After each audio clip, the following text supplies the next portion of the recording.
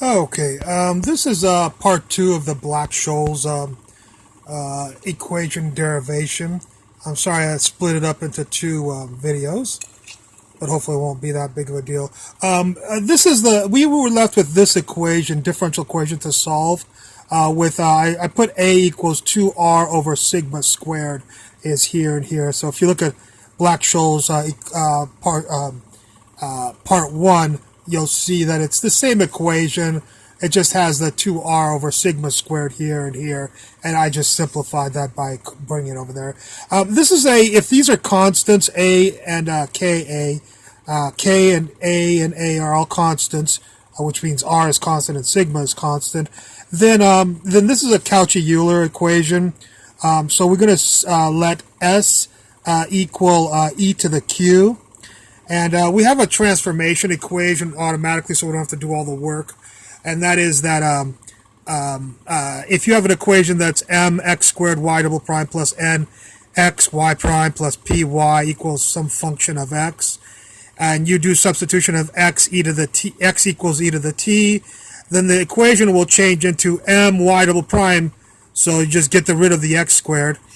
Here it'll be n minus m, so n minus m, and get rid of the x. This will stay the same, py, and then you just stick e to the t inside the function here. So let's transform this equation according to this. So that means that since we have this is equal to this, the first thing is just get rid of the s squared, and m is 1, of course.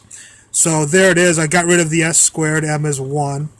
The next thing is going to be n minus m, so it's the middle person minus the first person, so constant, so a minus 1, so there's the a minus 1, and then get rid of the s, because notice we got rid of the x here, got rid of the x, so you get rid of the s, and I got rid of the s in the middle thing.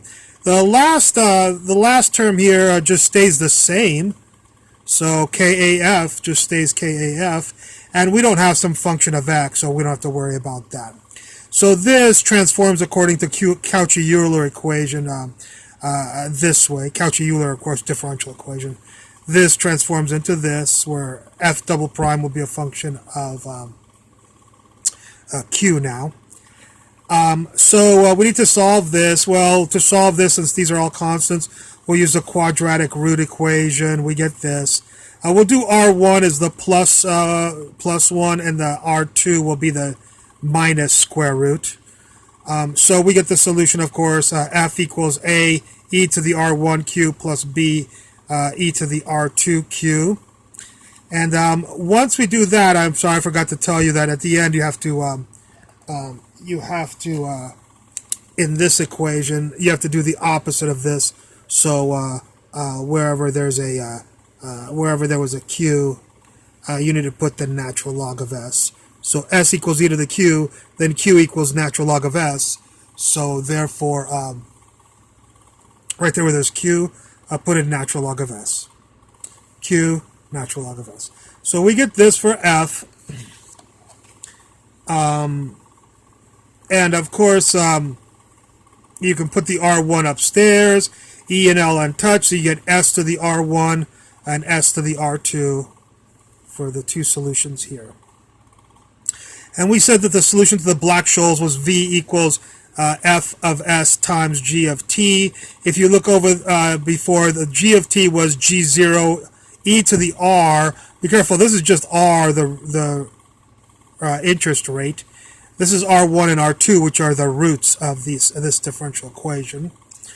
So g was equal to g0 e to the r, parentheses 1 plus k, parentheses t.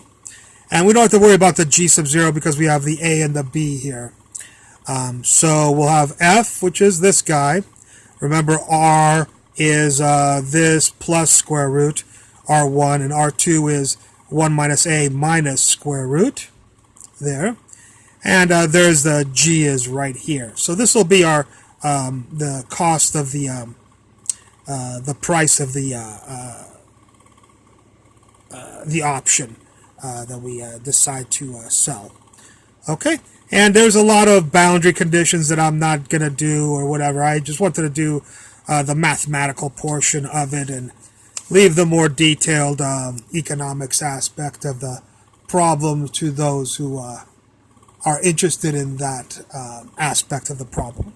Okay, well, I hope you enjoyed this lecture, and go look at my Black-Scholes Part 1 lecture to see the beginning of this lecture. Thank you very much for watching.